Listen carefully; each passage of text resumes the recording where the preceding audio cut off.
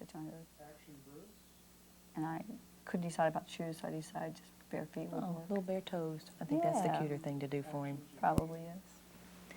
Hi, welcome to the Spirit of Cross Stitch. I'm Jean Farish Huls and I'm your host. Today we're going to begin a series of lessons in different needlework techniques. But first I need to explain maybe a little bit about how this all came about. Lots and lots of people, in fact hundreds and even thousands of people, have been coming to the Spirit of Cross Stitch festivals in various places across the United States to take lessons from some of the nation's top needlework designers. But we've gotten lots of questions about, couldn't we do it in my hometown? And frankly, the teachers don't have enough time in the year to get to all the different places that we'd love to teach. So this video library series is an answer to that need. So we're going to begin today with a very traditional pulled and drawn thread band sampler. And here with me today is Donna McKinney. And Donna is the operations manager for the Spirit of Cross Stitch festivals. And welcome, Donna. Thank you. I'm glad to be here. Donna is the person who makes things happen behind the scenes so that everybody who comes to the festival has a good time. And great job you do. Thank you. I've been having a good time working. Well, it's nice that among the people in the staff, most everyone is an avid needleworker, and those who haven't already caught the bug are catching it, to be sure. It's contagious. Yes, it is. And a lot of fun, and all that time they spend on airplanes going to the different festival cities, we get to cross stitch. So I brought some things with me today to talk a little bit about where the inspiration came from for this particular design, and maybe just some general information about where my design inspiration comes from for all of my pieces.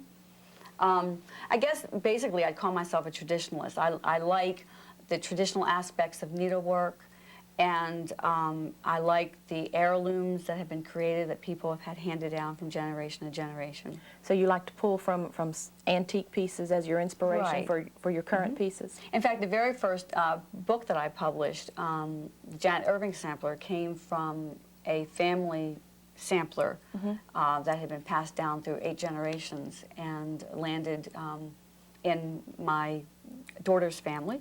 And so that was the first antique reproduction sampler that I did. Lately, I've had my eye on antique and just, even if not antique, older pieces of table linens and bed linens. And I brought with me today this magnificent tablecloth that I found. And beautiful. One of the things that amazes me about this, Donna, is the magnitude of work. Not only is it exquisitely done, but there are just yards and yards and yards of it. There's an outer border and a middle border and an inner border. And what I took was this particular design right here that's sort of a snowflake motif. And we're going to be putting 3 of these in satin stitch on our band sampler. In series to come, we'll learn more about these other needle weaving techniques that we see around this. That's something I still need to learn how to do. The other piece that I brought that is an inspiration in this particular sampler is this bed sheet. I love the feel of it. I don't like to iron it, but I love the feel of it. It's 100% cotton, I'll bet. I believe that it is, and I don't know a whole lot about how to date or determine the ages of pieces of needlework. One of the things that's one of my criteria is just do I like it, and if it's something I can use in my home. So one of the things that we'll be doing is this pulled and drawn thread technique across the top of the bed linen. But I also want to show you the initials, which is an exquisite example of satin work where stitches are just layered and layered and layered to get this raised effect. And I think we're picking up pretty well here with the light and shadow. But whoever did this put a lot of time and care into having it turn out just right. And I'm just thrilled that somebody took care of it and so that it could end up in an antique shop and would end up in my linen closet. How long have you been stitching, Donna? Probably about 22, 23 years, a long time. Since you were an infant. Oh, right. Thank you very much. Who taught you how to do cross stitch? A lady named Marion Schooler years ago when I was in Clemson. Marion has taught it at the Spirit of Cross Stitch festivals. And she was a very fussy instructor, made us all scrub our fingernails every day before we could before we could stitch, but she churned out a pretty good group of stitchers. Well, I'll say, because I've seen some of the work that you've done. One of the other pieces I also wanted to show today is when we talk about taking care to do things right, and I think that Marion's on the right track as far as making you wash under your fingernails and take care of doing your needlework well, is how exquisitely a white-on-white technique is, like on the corner of these napkins. Something like this doesn't happen by accident. No, it takes a lot of training and a lot of dedication. And also a lot of time. And I think that one of the things that Marion emphasizes that I would agree with is that technique is important. A lot of people say, what the difference does it make that what the back of my piece of needlework looks like? But I compare it to cooking. You can't put out an exquisite meal if you use ingredients that are not fresh and of good quality. This is a beautiful piece, and the back of this piece does make a difference. Oh, yes, especially when you're talking about something like sheets or table ends. Of course, the sampler that we're going to talk about today is framed, and we can maybe get a close-up here of this. But even though we can't physically see the back of the piece, it does show as far as the quality of work, and particularly when there's open work, like in here. One of the things we will talk about is not having stray threads trailing behind some of the open work that we create. So there's another place where it's really important. And we'll get into this in more detail in just a little bit. Jean, how did you come to design all of these pieces? Well, I guess I started as a needleworker myself, and a lot like you when I was young. And if I had a nickel and got to go to the dime store to buy something, it would be either an iron-on transfer or a skein of floss. And I think I still have some of those skeins of floss that I bought way back then. But as far as my professional career really started with an interest in needlepoint canvases. I was living in New Jersey and was close to one of those wonderful ocean resorts that had lots of influx of visitors. And I started doing custom canvases of everything from boats, children houses, and even one time a dog food can label, which had a particular story behind it. It was a gift for this woman's husband who owned the company that made the dog food. So that was one of the more unusual requests that I got. Well, when you do this, I think most designers, you can recognize a look that's peculiar to that designer, but how do you keep each piece different from all of the others? What keeps them from all looking alike? I really don't know the answer to that, Donna. And lots of people will ask me, where do my designs come from? And usually my answer is, without being curt, is I don't know. They're just inside me. It's almost like giving birth to something. It's in there, and the times when the designs I think turn out the best are the times that I feel like it just flows out of me down to the pencil point and onto the piece of paper. And if something comes easily and quickly like that, then it usually is a lot better than something that is more forced. Do you design for a beginning stitcher or an intermediate stitcher or a little combination?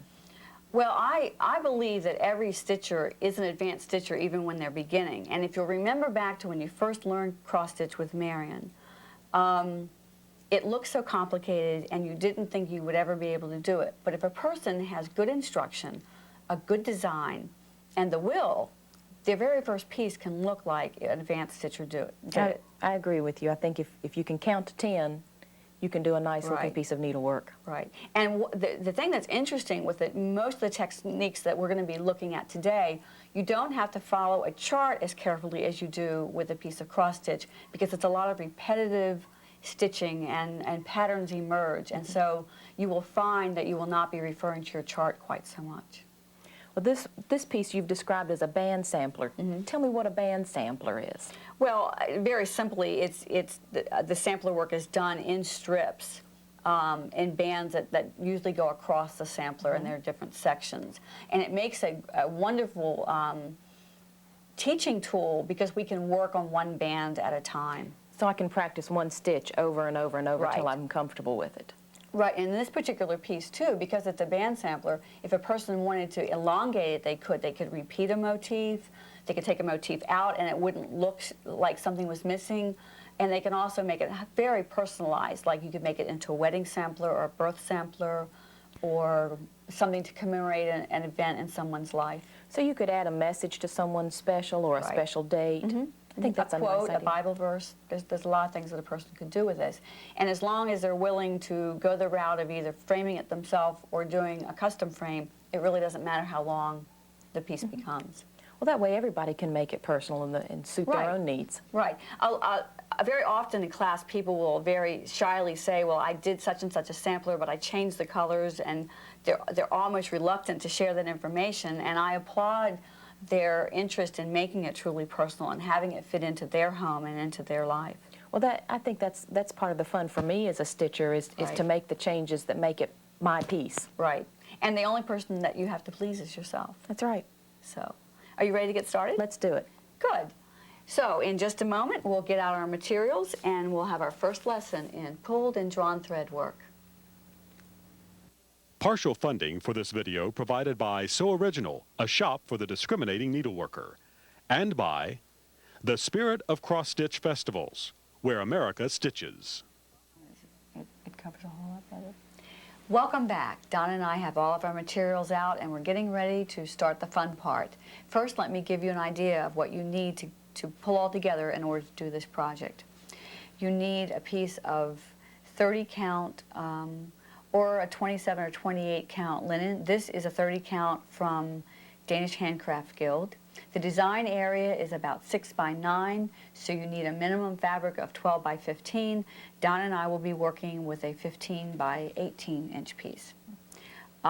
There is ribbon in the sampler, 1/16 of an inch wide ribbon, and I bought this just wherever you buy yard goods to make clothing. Floss, which I think most of you will recognize, your 6-strand floss. There are 7 colors used. In addition, we're going to be using pearl cotton, which may be new to a lot of you. You need an ecru, a number 12, and a number 8, and the subtle differences between those two will become readily apparent. You also, in your videotape jacket, have a chart, which you will need, and we're going to be using a fairly new fiber called water lilies. This is a hand-painted silk fiber from the Karen collection. In the way of tools, I like to keep something handy that is used to moisten my floss. I use straight pins to help me keep my place and count to find where to start each row.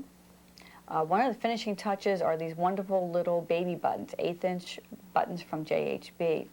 And of course, the cross stitcher's indispensable tool, a pair of embroidery scissors. And I recommend that you use embroidery scissors that have a nice sharp point to them. And of course, the first thing that we're going to do is thread our needle. And I usually stitch with a number 26 needle, but a 24 would also work just as well. If you're new to the area of counted thread embroidery, you want to use a tapestry needle, which has a dull rather than a sharp point. Traditionally, in counted thread embroidery, you never really pierce through a fabric or a fiber so that you don't need a point. And in fact, with the needle being blunt, it makes it actually easier to avoid catching a fiber. And we're going to start with basting. And Donna has, while we were off camera, gotten started with her basting. So let me use her fine example here. We find the center simply by folding the fabric in half and then in half again. And I recommend that you baste starting from the center, going over and under 2 threads at a time. Most of the stitching that we'll do in this project will be over 2. In other words, each stitch will be 2 threads high and 2 threads wide. There are lots of exceptions, and we'll be stitching over 5 and 6 and 7 threads at a time even. But this is a way to save some time in the long run, although it's kind of tedious. Everybody wants to get right into stitching, and they don't want to do some of the basic work, but that will help in the long run. Okay. The chart I also want to talk about for just a moment. When you start getting into different types of stitches and away from doing just cross stitches, you need to learn some basics about reading your chart again. Like your typical chart, you're going to have a color code that will list the colors and tell you a symbol. You are going to have auxiliary materials needed, also listed, and of course an indispensable bit of information, the size of the chart. Now this is a number of stitches across and down. Since we're going to be stitching on linen, you're actually doubling that number as far as the number of threads that we'll be stitching on throughout the project. And you've got your centering lines, which will help you by coming in both directions will tell you where the center of the chart is. Now, one of the things that's new to many of you with a chart like this are diagrams such as the snowflake design. That's what we saw at the very beginning of the show that is reminiscent of the motif that was in the antique tablecloth. This doesn't tell you how to do the stitch, and it doesn't even tell you what color, but we have a note here that says number 2, and when we get to step number 2, we will be explaining what you need to know to do this particular motif. The same thing is true down here for number 4. This is a satin stitch motif where that central flower lives. And then on down into the chart, each time that there's a different symbol, for example, these X's, again, do not tell you what color to use, it doesn't tell you what stitch to use, but when we get to step 6, we will talk about that. Occasionally, your needlework designer will also send you messages with draw 8 threads is in here. So we will both learn how to count and also follow the designer's instructions. On the back of this chart is an enlargement of the snowflake motif. So both sides, of course, give you lots of essential information. So now that we've got the basting on Donna's piece done, we're going to find a place to start. Now, lots of people start from the center and work out, and that's okay. But if you want to start at the beginning, I kind of compare it to reading a book. I wouldn't want to start in the middle. I'd like to start at the beginning. And traditionally in the band sampler, you'd start at the top and work down. There's nothing right or wrong about either method. And if there's any message that I can get through to you today, it is do what you love to do, have fun, be comfortable with it.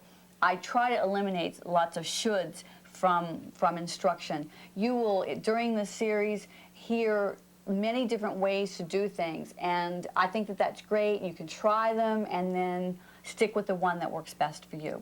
So today we're going to take the time to find our center, and we're going to count up and over and start in this corner right here.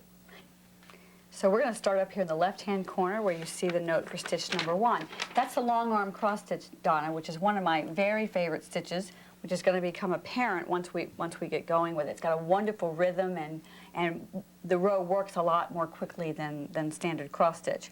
I've taken my straight pins and counted up by 10s from the center, 10, 20, 30, 40, 50, 60, and then 5 more stitches, 65 being half of the 130. And then I counted over 10, 20, 30, 40, 4, half of the 88, and followed those threads up to find this corner where the first stitch will be taken. Now, referring to your chart, you will know that the O symbol in the chart is a DMC number 3022.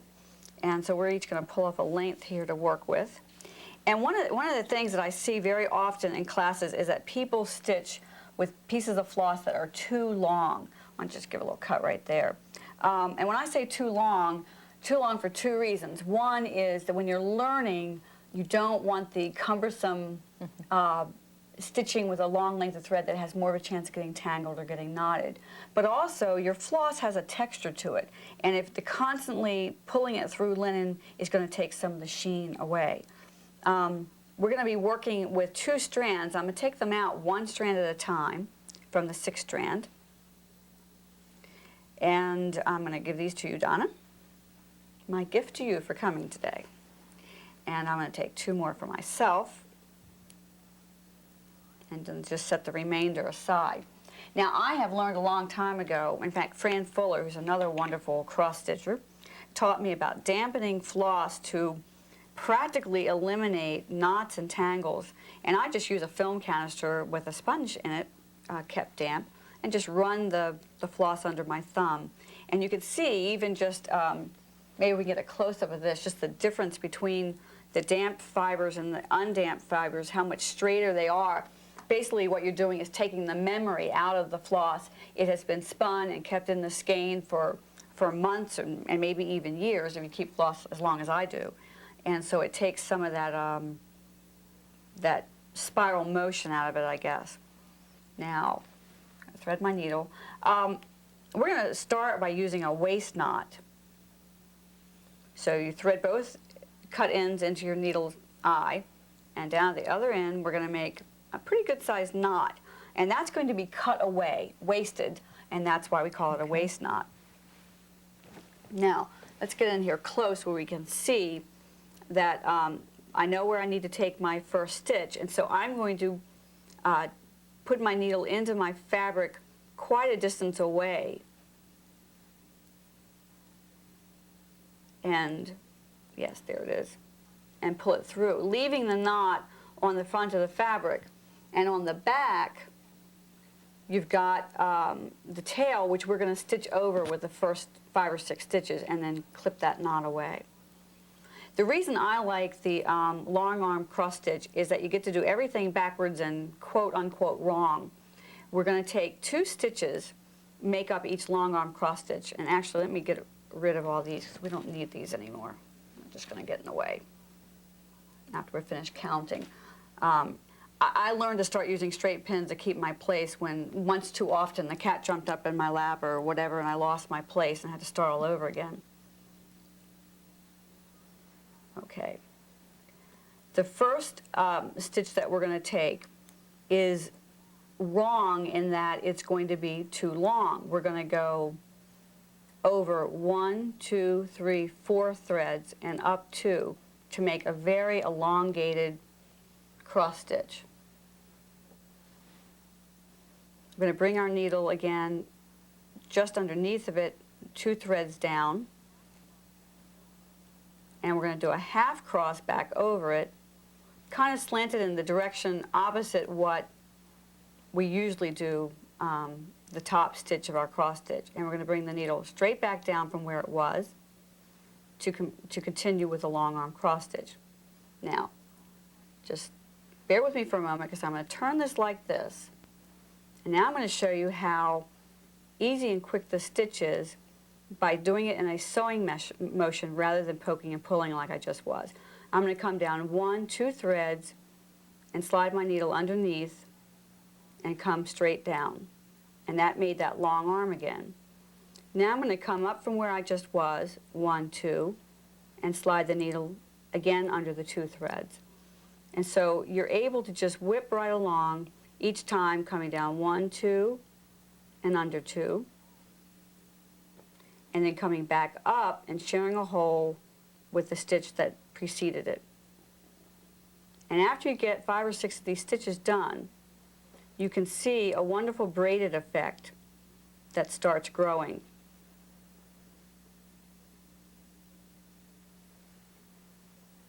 Okay? Can you see how it looks like a little braid? Okay, great. Now it's time to get rid of the waist knot. So I'm going to get rid of these pins also, which we don't need anymore. I'm going to turn this over and clip the excess thread away. And now that's securely stitched in there. And now I can just keep right on stitching, and again coming down 2 and under 2, and then coming right back where the last 2 stitches were.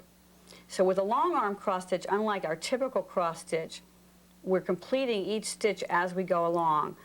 One long arm cross stitch by itself isn't very pretty. It's just simply the one long diagonal going up 2 and over 4, and then a short leg crossing it.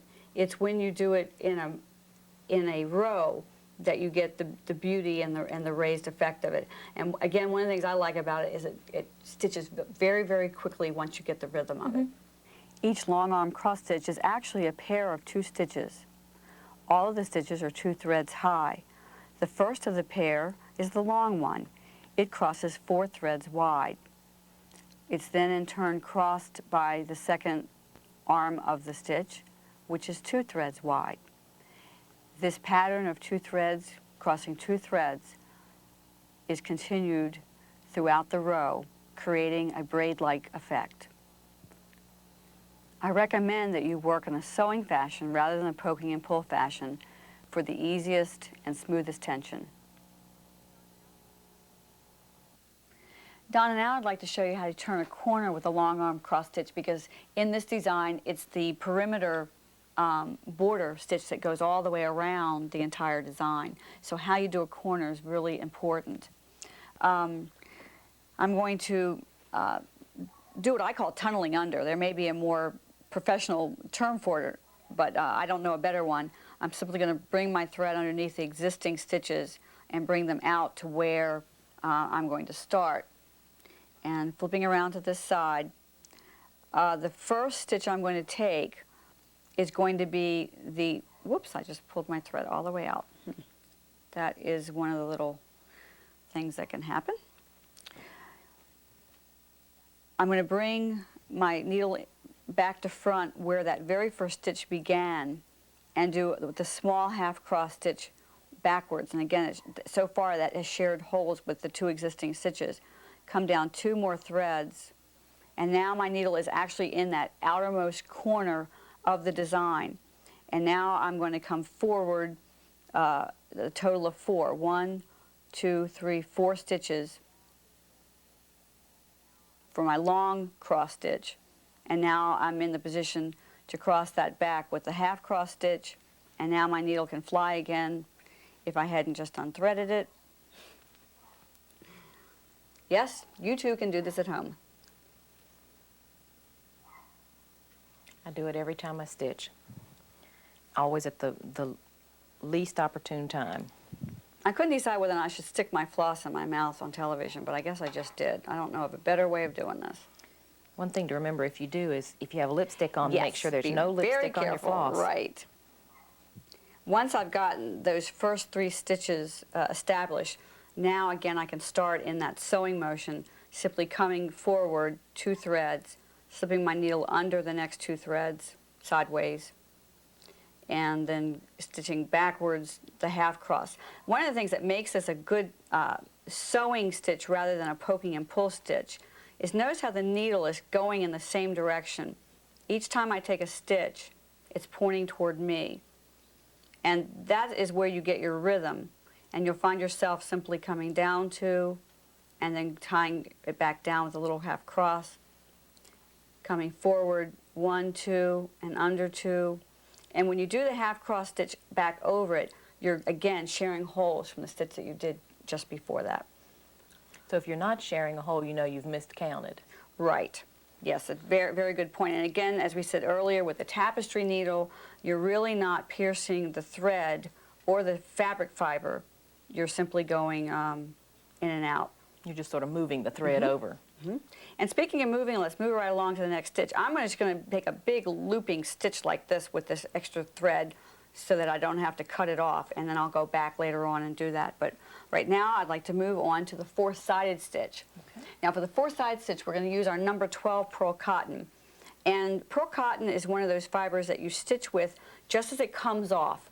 If you played with it, you could get it apart and see that it's different little fibers all twisted together. But we're going to stitch with it as a single fiber. And again, when you're learning, limit yourself to 12, 15 inches of thread. Number 12 pearl cotton is the finest of the pearl cottons, and it makes a wonderful fiber for making pulled thread stitches. And this 4-sided stitches are the first pulled thread stitch that we're going to do on this piece, and it's one of the most basic. It gets its name simply from the fact that it's got 4 sides and it's going to be pulled. And on our chart, again, you still need to refer to it for placement. You see that it's the letter H is the pulled 4-side stitch that we're going to be doing next. And that's done with the ecru pearl cotton, number 12. And because it's 2 squares away on each side, that tells us that there are 4 threads. And I use the term unworked. We're going to have 4 threads unworked between the row we just did and the row that we're about to start. Okay, we're going to start the 4-sided stitch with what I call an away waist knot, which means that I'm going to anchor my thread, the knot, some distance away, and later on I'll cut that off and rethread the needle and stitch with that. And again, leaving those 4 threads unworked. 1, 2, whoops, lost my cat place. 1, 2, 3, 4 threads unworked, and that becomes the corner of the top stitch. So this is going to be worked right to left, and I want to do my first stitch 2 threads down from where my corner will be, because the first upright goes straight up over 2, and then we're going to create the bottom of the box, and both the bottom and the top of the box are stitched sideways over 2 threads.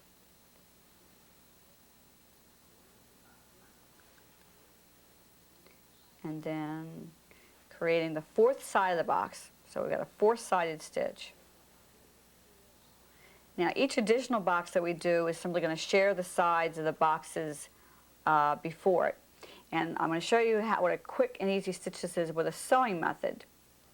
When you sew, you finish a stitch and start a stitch with the same motion. So that made the bottom of the box. Needle pointed down makes the top of the box.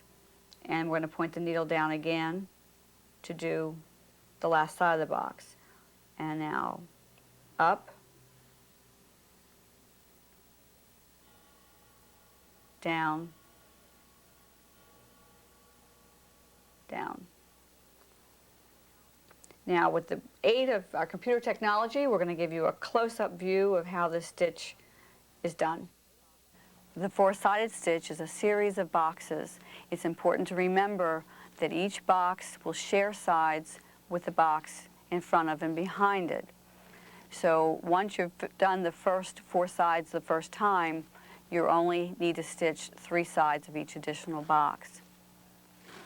As you watch this image appear, notice that all of the stitches that are going up and down start at the bottom and go to the top, and the ones that go side to side start at the left and go to the right. That will help you remember the sequence of stitching. This also is a stitch that you want to sew rather than poking and pulling. Your needle will be on the diagonal at all times, either pointed down or pointed up. As you stitch, you're going to be pulling each one of the stitches so that as you are working, these fibers are going to be drawn in together, creating holes around the perimeter.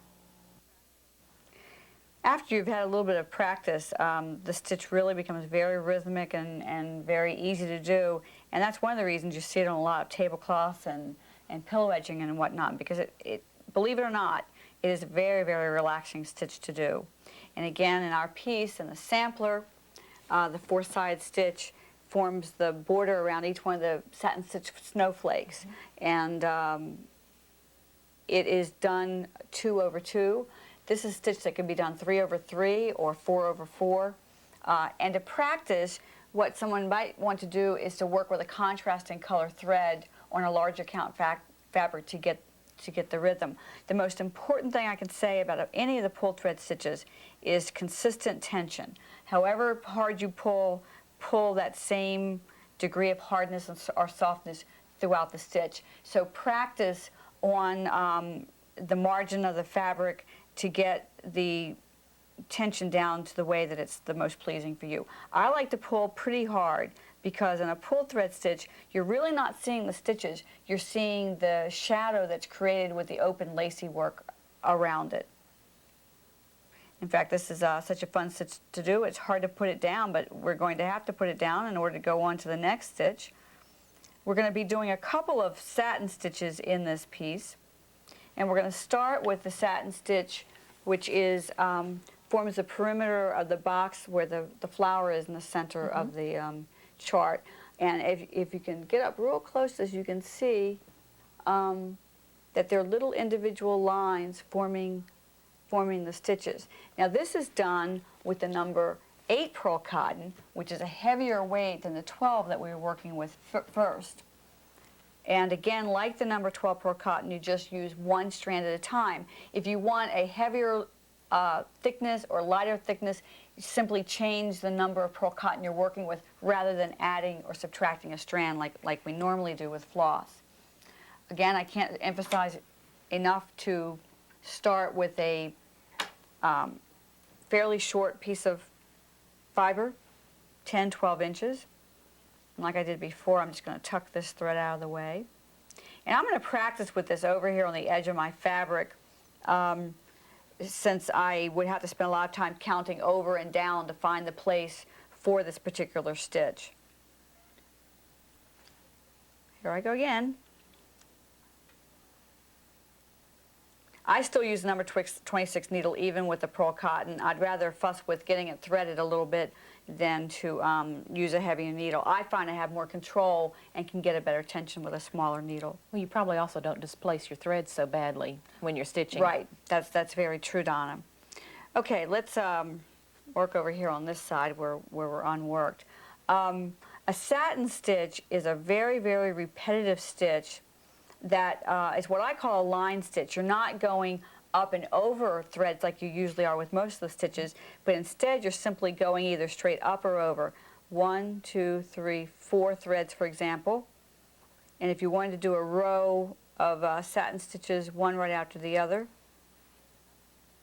you want to pull just with enough tension to leave a nice rounded stitch, but not, this is not a pulled thread stitch like the one we just did, in that you are not going to disturb your linen fibers. You want them to remain just as smooth and even as they were when they finished being milled, just as it came off the loom.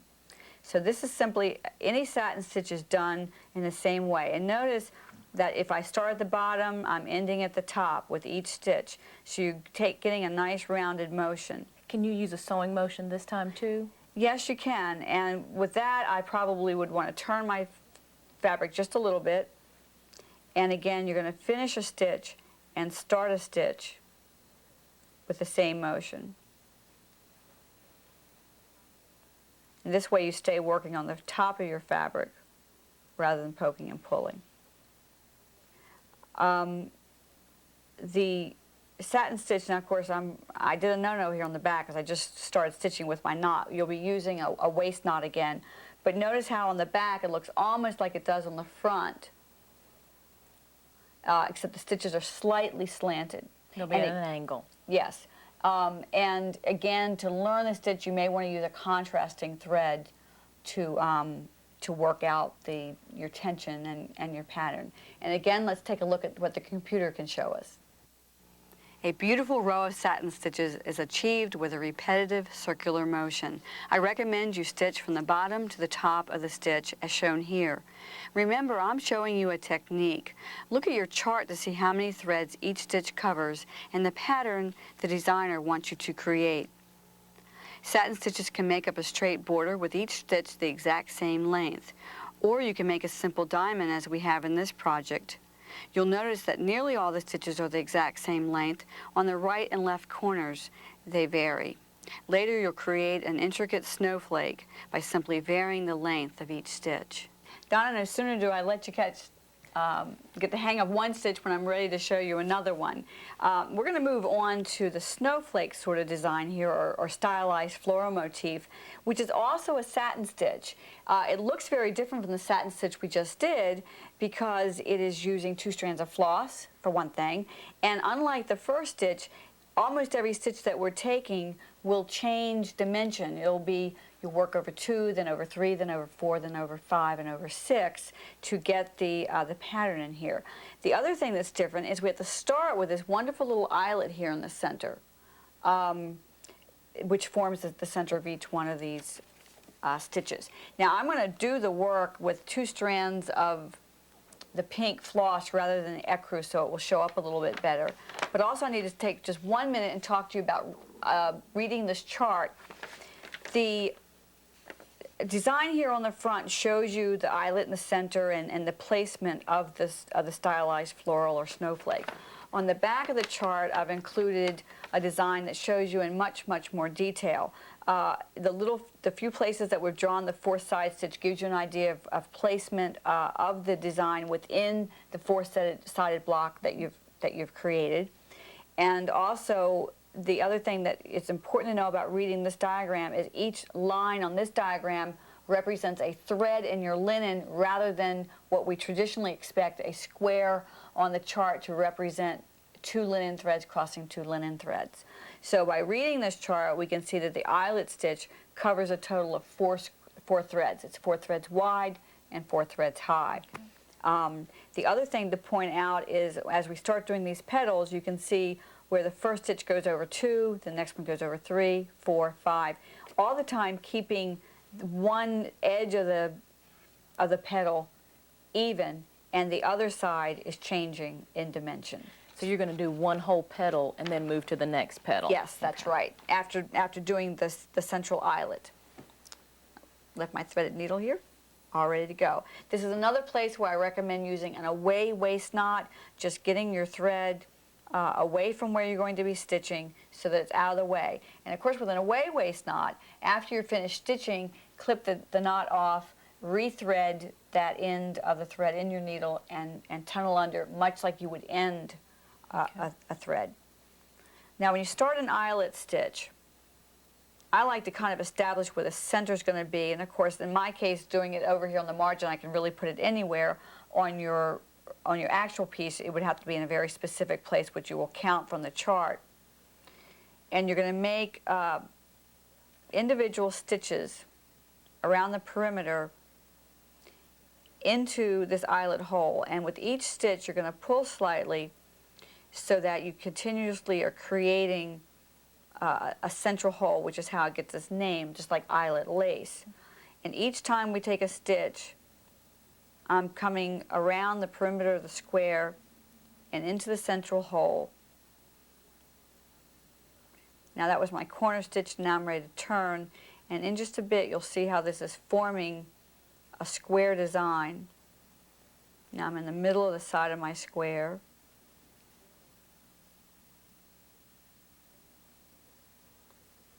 And keep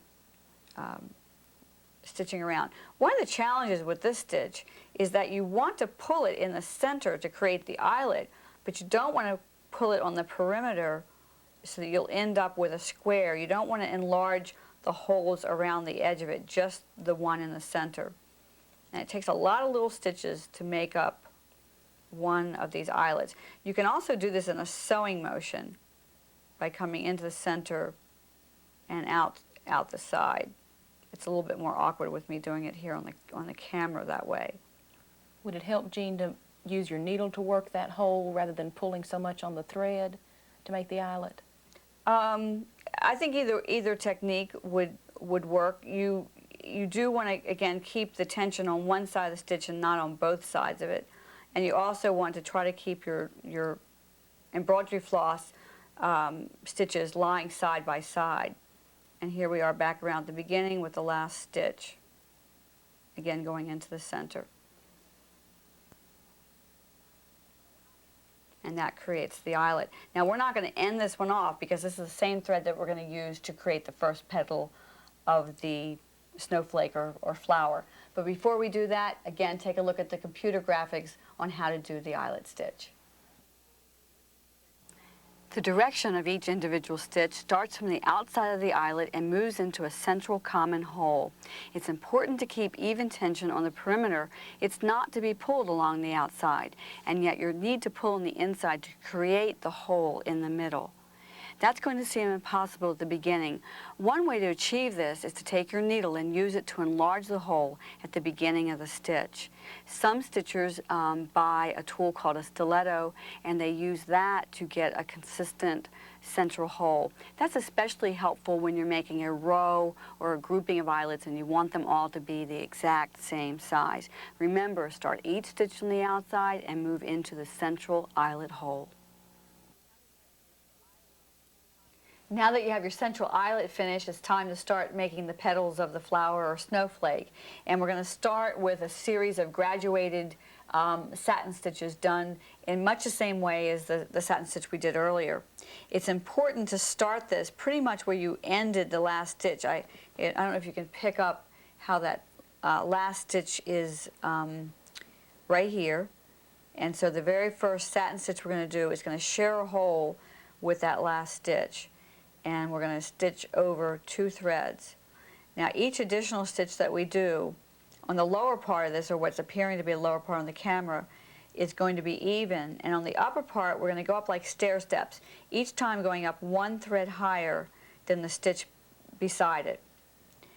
It's important not to think about going over 2 at this point, but each stitch over 1, we're stitched here, so go up 1 and over 1.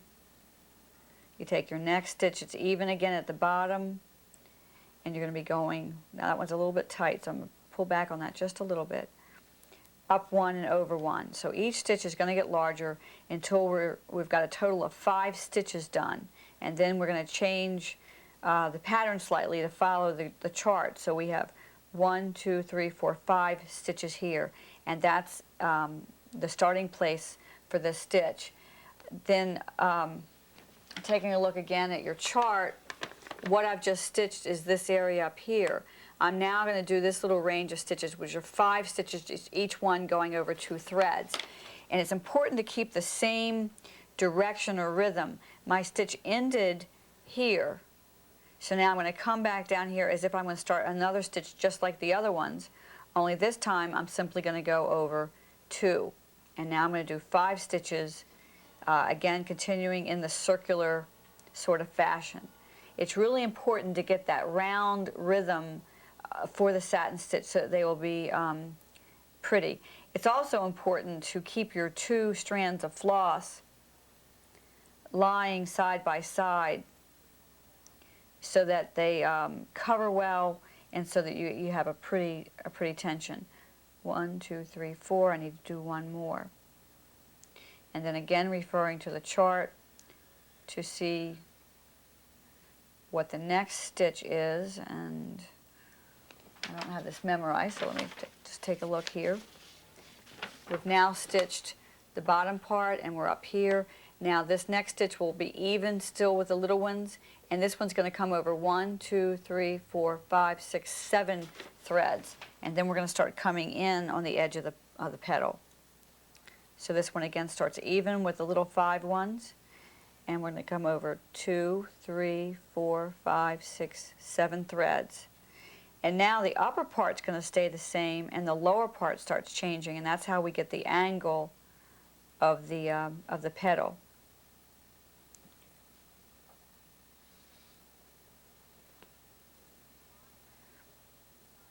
If you find that you're doing a stitch, Donna, and your threads are twisted, there's a couple things you can do to fix that. One is to simply take your needle and run down between them, and that will help straighten them out. Whoops. Can you sort of use your needle to stroke the threads before you lay them flat on the surface too? Yes, and I'm going to show you that technique in a minute. I just had to back up because I was in the wrong place there.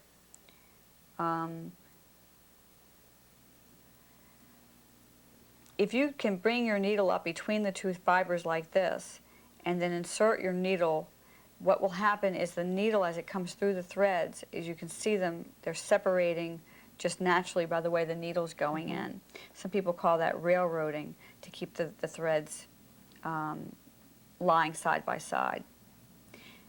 The other thing that I found that's a wonderful tool is to use a magnifier lamp to really take a look at your satin stitches, because that's how you really see that a twisted thread is not as attractive as 2 that are lying side by side. I think most stitchers are alike in that if they put this much work into a project, they'd like every stitch to be as perfect as it can. Well, I think that that's true, Donna, and this is one of those stitches where, yes, it takes a little bit of extra time, but it's well worth it. Okay, again, referring to the chart, I want to see where we are at this point. We've come up here, we've done this, now we've come up, and the last stitch went over 1, 2, 3 threads, and now we're going to continue with the stair-step angle on this side, and we're going to come over 1, 2, 3, 4, 5, 6 for the base of this triangle and continue working up.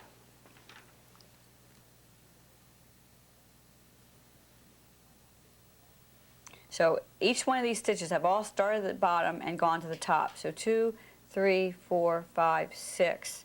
And again, the lower part we're going to change each time, coming over 1 and up 1, and the top is all going to be even. And so now we're forming another small triangle, and this will be the point. Now I brought my point, my smallest stitch covers 2 threads. I found that trying to cover stitch over 1 just didn't look like much of anything. So I stopped, as I will right here, with my smallest stitch going over 2 threads. Now, at this point, we now have to finish the rest of it. We're going to be stitching down here. And you could just go ahead and stitch, but what I like to do is turn my fabric over and take my thread under the existing stitches and bring it out where I'm going to be stitching next. This is the sort of thing we were talking about earlier. What difference does the back make to a piece? It makes a lot of difference here, because in these open squares that we've just created, which we're going to now create, again, we're going to be working bottom to top to complete this. We're going to create a little rectangle. Let me see if I can hold this where it's clear. And we want that little rectangle to be free of any stray fibers crossing behind it. And one way to make sure of that is to, what I call, again, tunneling under on the back. So in other words, we don't want to leave a color shadow behind the Yes. unstitched area. Yeah, the trailing thread can really create a problem, and unfortunately we usually don't see those problems until we've spent a small fortune on framing. And then suddenly we see a fiber that doesn't belong there. Little extra color. Now I've about got this memorized after doing the motifs on the other piece. And here we're going to start coming down one thread each time. And we're almost at the journey's end. And it's every cross-stitcher shares the same sort of anticipation of what happens when I get to my last stitch. Is it going to be where it needs to be? And it looks like I did. That's hitting a home run when you get right back to where we're supposed to be at the beginning. So that's done with each one of the 4 petals. And again, now my thread's down here at the base, and if I have enough left to stitch, I would simply turn my fabric and start stitching the next pattern. So this is one of those cases where it's okay to turn it 90 degrees. Yes, because the satin stitch is just the repetitive parallel lines, and so there really is not a right or wrong. And again, looking at the piece, doing it with the white on white, you get you do get a little bit of a difference of sheen, because some of the threads are going up and down and some of them are going side to side with the satin stitch. And now that we've finished this satin stitch, the next stitch we're going to do is to move on down here to the stem stitch. The stem stitch is the simple black line on your chart. It's note number 5, and it appears 3 times in the sampler. Again, when we talked earlier, if you wanted to add bands to the sampler, that would be an easy and simple band to divide different sections with. I like the stem stitch. It's kind of a variation of a back stitch as far as it's creating a line, but it gives a raised, almost coil-like texture. And again, I would start this one with an away waist knot, so that you're not worrying about trying to keep that thread buried with your first few stitches. The stem stitch all by itself isn't very attractive, because it's simply stitching over 1, 2, 3, 1, 2, 3, 4 threads, and then bring your needle back and under 2. And that puts you in your starting position for the next stitch. Now this time we only have to count ahead 2, because that stitch is actually coming from back here. So we're going to come ahead, pick up 2 on our needle. It's a perfect sewing stitch. It's almost impossible, in fact, to do this stitch without doing it as a sewing motion, because it would be difficult to find your place. You need to remember to keep the thread out of the needle's way. Keep bringing your thread below your stitching, needle above, and you just fly right along. And I'm hoping that we can get close enough here that the camera can pick up the sort of coil-like texture that you get with a properly done stem stitch. Now, one of the fun things about the stem stitch is that the back of a stem stitch is actually a back stitch. So when you are stitching, a properly done stem stitch is going to give you a good back stitch, and a properly done back stitch gives you a good stem stitch on the reverse side. So really they're going to take a stitch, we're all going to take a stitch that we already know and just do the flip side of it. That's right. Although I find a lot of people, when they do their back stitch, they poke and pull rather than sew, and never will you get a straighter back stitch line than if you do get yourself into that sewing motion. You probably also run the risk of splitting your thread too. Right. That's the whole idea of keeping the thread below the needle and the needle above the thread so that you do get that consistency. That's great.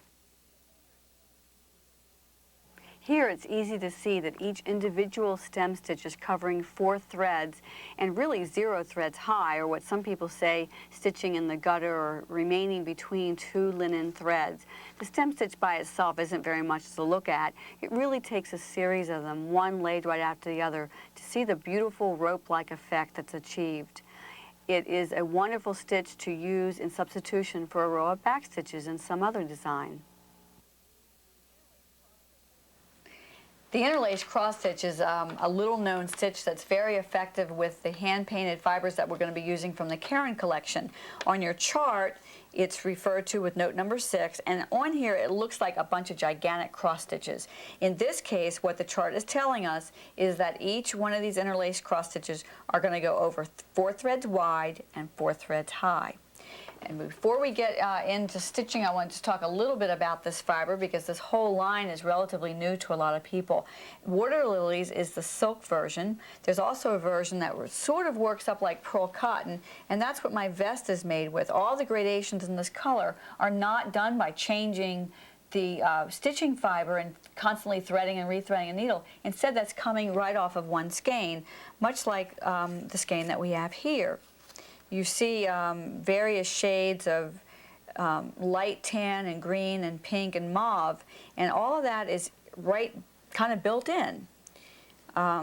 Lois Karen, that is the founder of the Karen collection and the mastermind behind this, just has a wonderful idea here.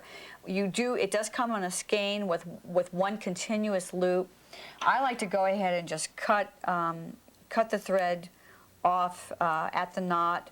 Get rid of the knot, and then I just store my threads like this, just putting them with a loose knot, just keeping them together. And hold on to your card because that will tell you again what the color name or number is. Now we're going to work with 2 strands of this, and we're just going to take one out of this skein. Where did it go? There it is. And let's take a look at how this particular one changes. Starts out with a green, goes to sort of a tan color, goes to a brighter green, and back into the tan. This one doesn't have any pink in it, so you know what I'm going to do? I'm setting this one aside. I want one with some pink in it so we can really see the color changes as we're doing the interlaced cross stitch. Okay, this one goes from green to tan to light pink to a deeper pink, and then back to green again. And by selecting through the strand, you can get the look that you want. If you want a subtle change, then take a strand that has a very, very little difference in the gradation of color. And like your silk 6-strand floss, you can pull this out 1 strand at a time. This is 12 strands. That's 12-stranded fiber. So we're going to take 2 out. Now, one of the important tips is remember which end you started with, because we want these 2 to have the same color gradation down the line of the stitch. So really you've taken one fiber and incorporated all of the colors in your sampler in the one fiber. Well, and actually, Donna, when we were talking earlier about where design inspiration came from, in this case, it was backwards. I saw this skein, I really liked it, went to my DMC cabinet and found the colors that most closely resembled it.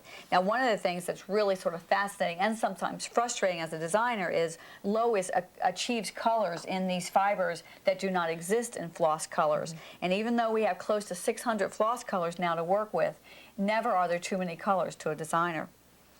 We're going to work with this just like we do floss. Silk does take some extra special care. But in terms of stitching, I stitch with it just like I would floss. So you still wet it just like you do your regular cotton floss? Very, very lightly. Very lightly. Okay, now the interlaced cross stitch, again, we're going to start with an away waist knot for much the same reason, just to make it easier to learn the stitch. So I'm just going to get my thread out of my way. Donna, the first part of this interlaced cross stitch is really just making a gigantic cross stitch. Remember, we looked at the chart and saw that it was over 4. So we're going to go over 1, 2, 3, 4, and up 4. 1, 2, 3, 4, and make a half cross stitch, and then cross that again, going over 4. 1, 2, 3, 4. Okay, now the next stitch is going to come in the same holes as the first half cross stitch and basically go over. But before you pull your stitch entirely through, start your fourth one, because this is where they're going to be interwoven. This first stitch will be going over the first one and under the second one. So now we want to go under the first one and over the second one and pull this through, and you get this sort of a woven effect of the cross stitch, which is of course how it gets its name. With the variegated floss, as the stitches are done, you will see the subtle change in color will show up in the weaving of these stitches.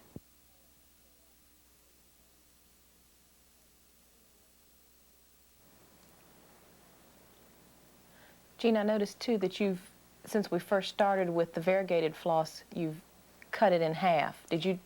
Yes, I'm glad that you asked that question, Donna, because everybody at home needs to know that again, when you're learning a stitch, don't stitch with a really long piece of floss, which doing one from the whole skein would do. Now to show you once again, we're going to go under the first stitch and over the second stitch to create the interwoven cross stitch. And that's the way it's done. Each interlaced cross stitch starts with just a very simple large cross stitch, in this case 4 threads wide and 4 threads high.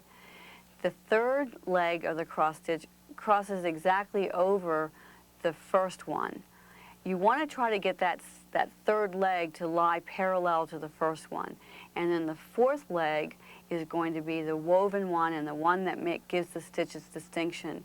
You'll go over and under the first and third legs. Donna, the next part is the part of the sampler that probably gives it its most distinguishing characteristic, and a part of stitching that intimidates a lot of people, and that's the drawn thread, where we're actually going to take fibers out and reweave them and do this sort of decorative stitch. And there's several different distinguished steps within that process, and we're going to take it step by step. So don't think about the next part until we get the first part done. This is the part I've been looking the most forward to. Oh, good, good. It's really kind of scary to think about cutting your fabric. We spend so much time doing everything we can not to cut the fiber as we're clipping off strands of floss and this, that, and the other. But here we are going to go in and deliberately make a cut. Again, referring to our chart, let's take a look at where this place is going to be. You will have finished your interlaced cross stitch. You'll have 4 unworked threads. You'll have a row of stem stitch. And then you've got 2 unworked threads, and then something that looks like it's a row of 6s on the top and 9s at the bottom. That's going to be the hem stitch, which we'll get to later. So you'll have 4 threads unworked beneath your stem stitch, and then we're going to take out a total of 2, 4, 6, 8 threads. Withdraw 8 threads. This is where the drawn thread word comes from. It took me a while myself to figure out, when people talk about pulled and drawn thread, which was which, because when you talk about pulling, it sounds like you're taking threads out. But if you think of the word withdraw, it will help you keep the two clear in your mind. Okay. So very often they are interconnected, but they are really two different types of needlework that we need to distinguish between. Now, on my practice cloth here, I'm not going to be real concerned about exactly where we're going to be making these cuts, but on your sampler, of course you would. I want you to imagine for a moment that we're going to be creating a window in our needlework, and let's take a look at this again to get a feel for this. We're going to be taking out these 8 threads, but the upright threads, we're going to be leaving them in place. So when we start, we're going to start on one side or the other. In this case, we're going to start here on the left-hand upper corner of this window.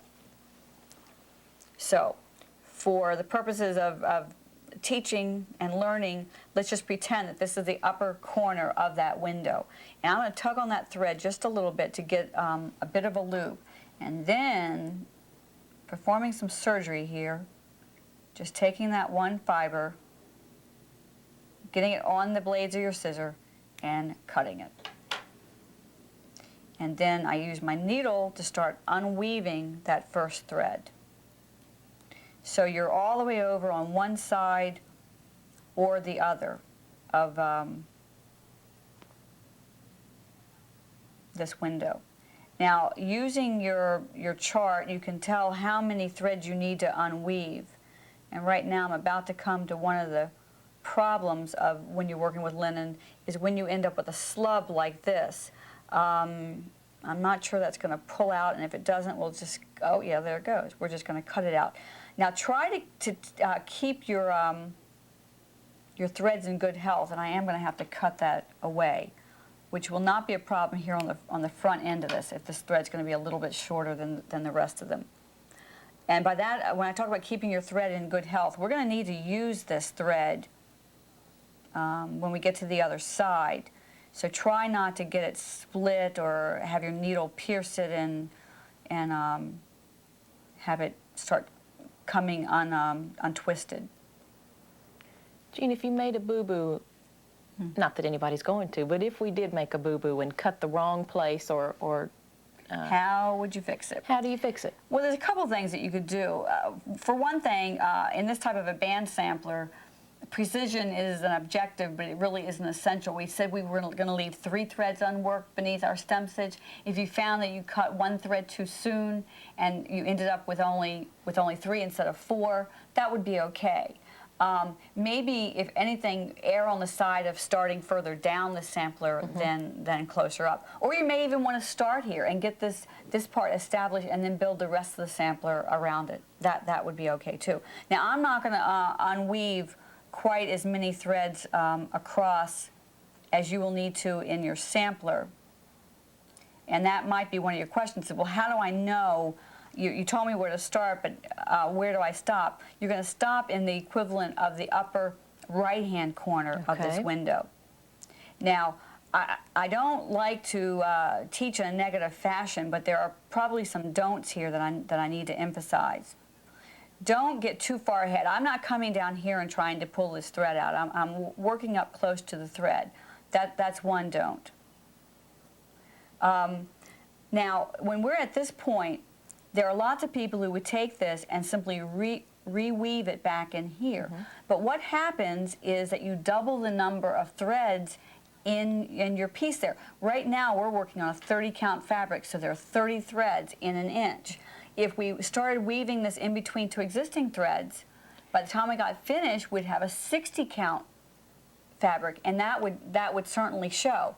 Let me bring your attention back to the sampler for just a moment and show you, if we can take a look over here. In this area, we've been doing the reweaving that we're about to start now together. It's, of course, been completed here. On the side of this, you see actually a miniature selvage.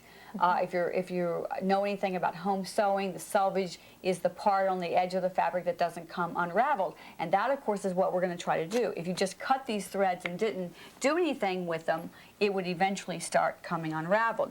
So the question now becomes, what are we going to do with this? Well, we're going to do 2 things. For one thing, we need to create a parking space for this to take the place of an existing thread, so we maintain the 30 threads to the inch. And we're going to do that by cutting the thread that's going to be the next thread, which we're cutting on this side, and we're going to unweave it to the other side. Now you can move a little bit faster on this one because we've got more room to work. And we're going to unweave this all the way over to the beginning place on the other side. This is not complicated, but it is very, very much time consuming. Okay, let's ignore this guy over here for a minute and just work over on this side. I'm going to unweave that number 2 thread a little bit further and create a place for the right-hand thread here to have a place to take. The one you've been unweaving. Now I'm going to turn this over and very gently pull that thread to the back. That's the little short one that what I said I created a parking space. Now I'm going to take this thread and I want to dampen it a little bit, make it a little bit easier to work with. Now your thread will be a lot longer than this for two reasons. One is you're going to be unweaving for a longer distance, but also remember I had that slub in there and I had to cut it out.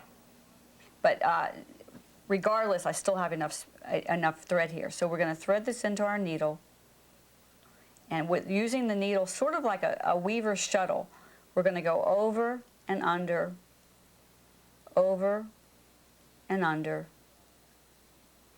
across this place. Now, don't try to do too many at a time. Again, that's one of those don'ts. You also want to pull very, very carefully until you've just reached the edge of this fiber. So over and under, all the way across to the other side. Now, you want to keep your tension fairly relaxed. You want to pretty much match the tension of the existing linen. And you're going to see in just a minute when I get a little bit further. I might have picked a bad place to do this because we've got one of my other little experimental stitches over there that's going to kind of get in the way. I'm almost to the other side. So basically what you've done is you've taken that first thread that we pulled out and you've put it into the place of the second thread. Right. So that it duplicates the weave of the fabric. Right. So Jean, all you've really done then is taken that first thread that we were pulling out and you've woven it into where the second thread was to make your fabric look like it was before you pulled anything. That's right. And with making a frame piece as we are, it really is much more simpler process than something like a tablecloth, because we've got a mat and a frame that we just have to have it looking nice until we get kind of out of sight. But again, to re-emphasize here, now across here we've taken 2 threads out. So as we take each additional thread out, these upright threads are going to get longer and longer, or we'll see more and more of them. We're going to use color to make this very easy to understand. The red thread is clipped on the left where the window begins and unwoven to the exact place where the window will end on the right. Clip the blue thread on the right, unweave it to the left side of your window. Now unweave some of the remaining red to create a parking space for the blue thread. Repeat this on the right by unweaving part of the remaining blue thread so that the red thread can be rewoven in its place.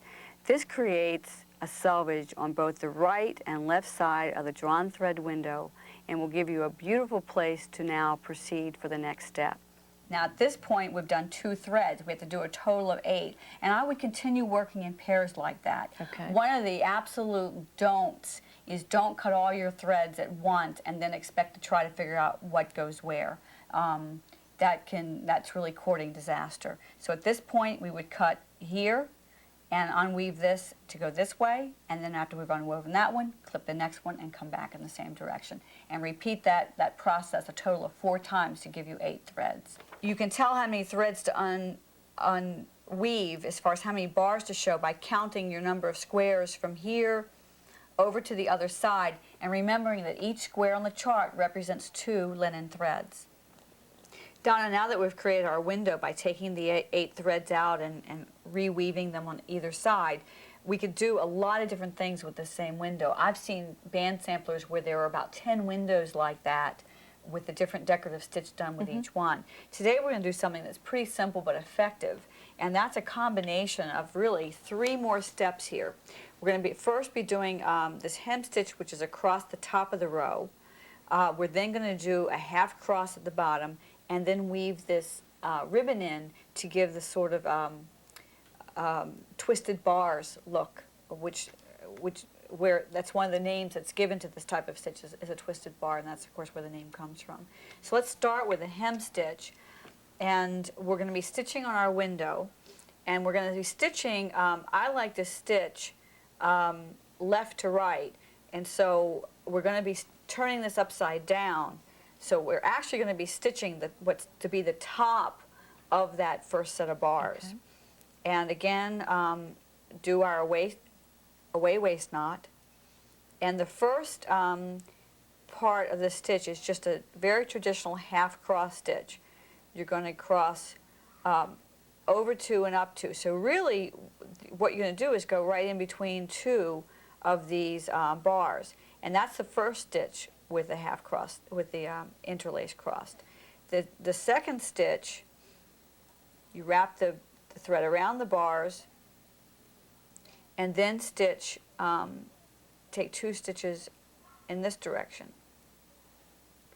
And when you pull, you'll be pulling that so the 2 bars will join together. So what you end up with is a motion like this. You'll go under 2 bars and bring your thread across, and then you'll go under these 2 stitches, threads, and make sure that your stitching fiber stays out of your way. We're now going to create a hem stitch in our drawn thread window. This is a very simple 2-step process. You'll recognize immediately that the first step is a simple half cross stitch.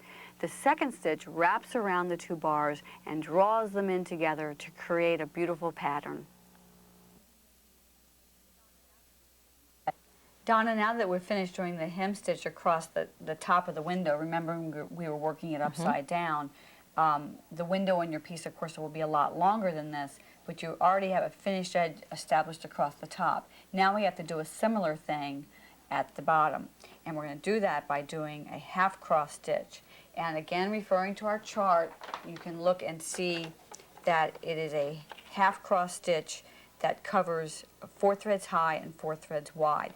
It's also slightly pulled, so we're going to end up with tiny little holes down through the middle when we've done the 2 rows. These are really 2 independent rows of cross stitch, but the effect on the front is that of it being a single stitch, almost like arrows down through the middle of this.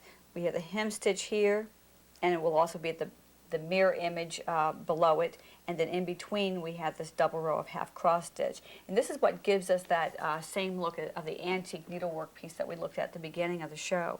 Is this pulled as tightly as the 4-sided stitch was earlier? Oh, not at all. It's very, very subtle pull, so it just creates the tiny, tiny little hole. And we can use a traditional waist knot here because we can cover that with our first stitches. So we're going to come down 1, 2, 3, 4, and then over 4, which we don't really have to count because we've got these sets of bars here which will tell us that we've got 4. So this is a very functional stitch in that it's going to keep this side of the window in place so that the threads aren't going to migrate over time. So you're simply coming in between every other set of bars and then down 4 stitches, 4 threads to create this half cross stitch going across. You also want to take the time again to make sure that your 2 strands of floss are parallel to each other. Now after one more stitch I'm going to get my waist knot secure here, and I'm going to cut it off, and then I can show you that by turning it we can stitch it in a sewing fashion, so again it's going to go a whole lot faster. Just clip that off. Now we have to be back to being careful that we don't cut the wrong threads here. And I again tend to hold it upside down and simply slip my needle in between the 2 bars, pick up 4 threads on my needle and pull through, and then do the same thing again. You know, you can find your own way of holding the floss, and really throughout this whole project you and I have both been stitching with just simply holding the piece in our hand, and a lot of people might be wondering, well, when are they going to put this in an embroidery hoop or scroll frame? I probably do 95% of my stitching without any sort of a device to hold it. I found that I can create even tension by simply holding it. And I also like the convenience of just being able to put something in a small bag and having it in my purse so that if you've got 15 or 20 minutes. So now we've created an edging on our top and the bottom of the window, and now to make those little twisted bars we're going to lace our ribbon in between. And this is one of the places where I find that having the fabric stretched out helps. This is a Q-snap frame, which is very inexpensive, lightweight, very portable. And I just use it. You can snap a holder on each of the 4 sides. I usually just use it on 2 sides, and especially with a project like this, it gives it plenty of plenty of tension just to have it on 2 sides, but you could actually do it on all 4 sides like this. Threaded my ribbon into my regular needle, and I'm going to take a few sort of long stitches over here just to anchor the thread, the ribbon. I don't bother putting a knot in it because it's got enough tension it's going to pretty much stay put. And what we're going to do now is to twist each section of these bars, working again with each pair at a time, and that pair will correspond to the half cross stitch that we've created beneath it. You're going to come past the second one, go under the second one, and over the first one, and pull it through. And I try to keep my ribbon straight as I'm working. If it gets a twist in it, boy, this is a stubborn twist here. I can do this, yes I can. Okay, there we go. And that's a repetitive motion. You do that all the way across the row. Again, working with a pair, you're going to come over the first one, go underneath of it, over the second one, around and through, and bring the needle up in between.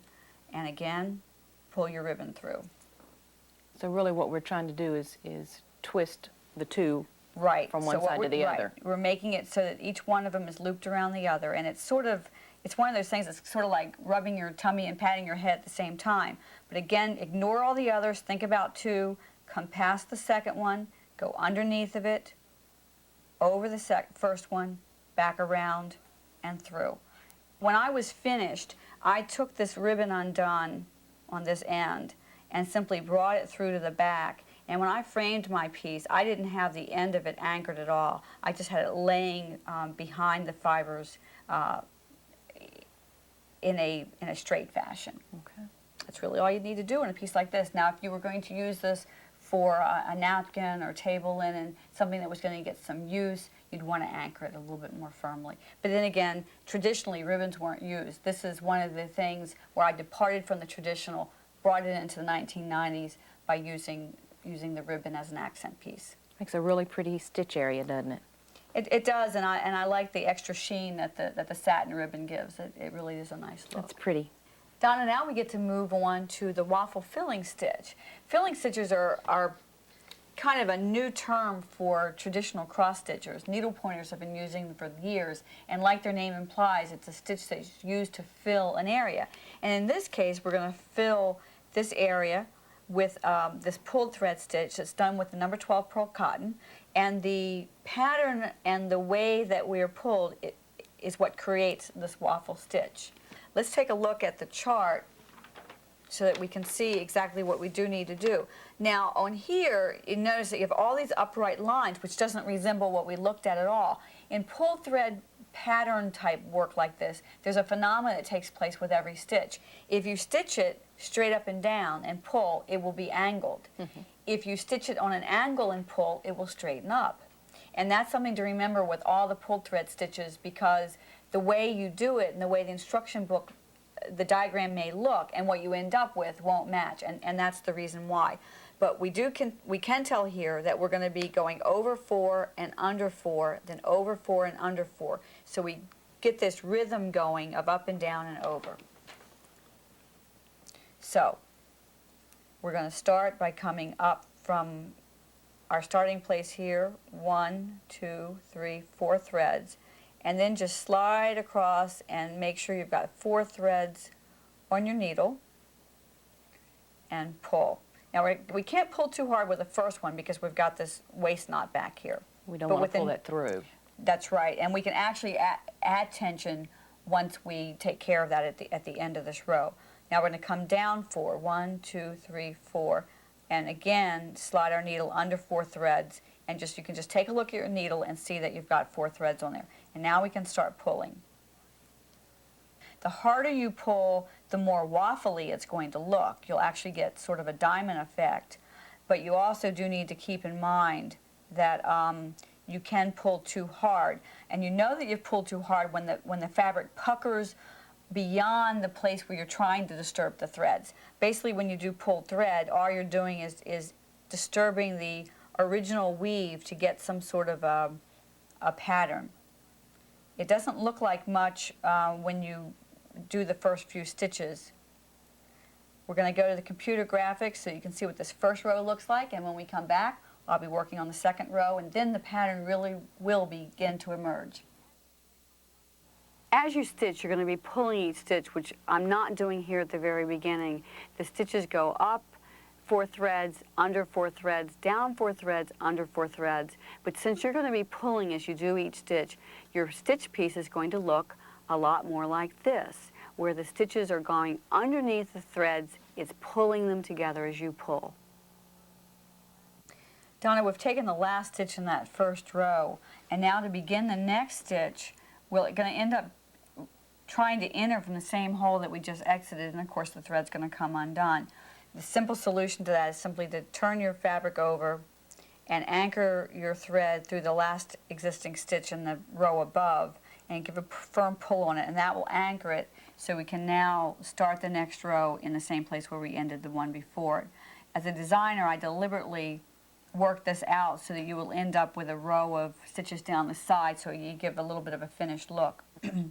So again, we count down 4, 1, 2, 3, 4, and get 4 threads on our needle, and give a pull, and then that will just bring us right back on the row above. We're going to share the same holes, and so we only need to do the counting on the lower part. On each upper part, we're simply going to go in and out of the row above it and give a pull. Come down 4 threads, go under 4 threads. Now again, like many of the stitches that we've learned today, there's nothing magical about the number 4. That's what just happened to work out on this pattern. Okay. You could be going under and over 3 or 5 or 7 or whatever. I don't think it'd be very effective for less than 3 stitches, but you will end up with a pattern emerging. And again, taking a look at the frame piece, and since this was framed with a light pink beneath it, you can really see the pattern by seeing the lacy holes that are caused by the pulls. It's a pretty thing. Great. A couple other things that we need to talk about, and then we can wrap up our lesson. One practical bit of advice is, and not just in this particular case, but in any time you buy a chart that comes folded, take some Scotch tape and just tape that along all the creases, and then when you fold and unfold and refold, the ink will not start disintegrating on the folds. And that's very frustrating when you're stitching something and you go back and, you know, the stitches, the symbols have disappeared on you. You've worn it all out. Right. Let's see. One other thing that I think that we need to mention are the buttons. They are sewn on just like any time that you're sewing buttons on a dress or whatever. I did take a consistent number of stitches on each button. One other thing that probably bears mentioning is the back stitch around the satin diamond that we did much earlier in the lesson. Back stitch with 1 strand dark taupe and stitch over 2 linen threads. Thanks for joining us on the Spirit of Cross Stitch. I'm Farish Huls, and I look forward to seeing you next time. Welcome to Sew Original Needle Art Design Center, where counted thread is our specialty, quality and service our hallmark. The Sew Original staff is courteous, knowledgeable, and most of all, friendly. Every product and tool you saw in today's video is available at Sew Original. We have a full range of traditional and innovative fabrics, fibers, accessories, and tools. We also keep up with the hottest trends. We have denim and linen vests. They're fully made and ready to stitch. And there's our newest addition, Sew Original's Original Jumper, with inserts of Herta and Clostern, quick and easy to stitch up with number 3 pearl cotton. Our finishing services include custom framing. We specialize in fancy mat cuts. Sew Original also offers a full line of sewing services. No request is too small, no job too big. To us, the whole idea behind custom finishing is to make the customer happy. So, when you find yourself in our neck of the woods, come by and see us. At Sew Original Needle Arts, we've never met a stranger. Have you ever spent a weekend with literally thousands of wildly enthusiastic stitchers? If you haven't, then you've never been to a Spirit of Cross Stitch festival. But if you have, you know just what we're talking about. There are hours of stitching instruction, from beginners to the most advanced. taught by some of the most talented creative designers in the industry. Once you've been inundated with all the new techniques, stitches, and projects, you're just beginning to scratch the surface of things to see and do. There's the banquets and luncheons. We promise it never ends, but the best place to start is right through the front door and feast your eyes on the hundreds of exhibitors and the thousands of pieces you can purchase for your next stitch project. If you don't believe us, just listen to what these ladies have to say. The instruction's been great. To come to one place and have such a variety of instruction and people who know so much, and everybody's been real friendly and shares with you whatever you know. It's just great, really. From duplicate stitch to cross stitching to well, even the T-shirts. I mean, the pins, bags, yeah. You know, a lot of stores just have books and material. This has all the accessories here. So yeah, it's good. I know. I've already planned to come back next year. Of course they'll be back. And so will these exhibitors. It's a great way for me to meet the people that stitch my work, you know, and I really do love it. I love it. If you've never been to a Spirit of Cross Stitch Festival, don't you think it's time you go? And if you've already been, be patient. The next one's coming up just around the corner. So don't forget, get your registration in early and we'll see you there.